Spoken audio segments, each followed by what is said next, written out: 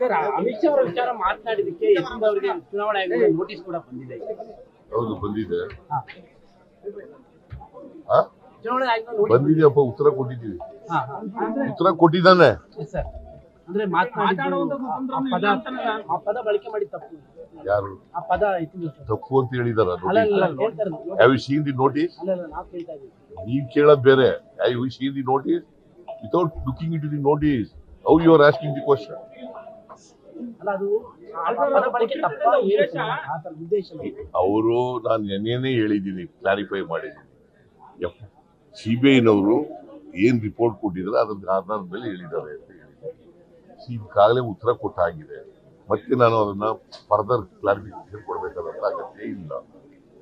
ನಿನ್ನೆ ಭಾವನಾತ್ಮಕವಾಗಿ ಮಾತನಾಡ್ತಾ ಇದ್ರ ವರ್ಣಕ್ಷೇತ್ರದಲ್ಲಿ.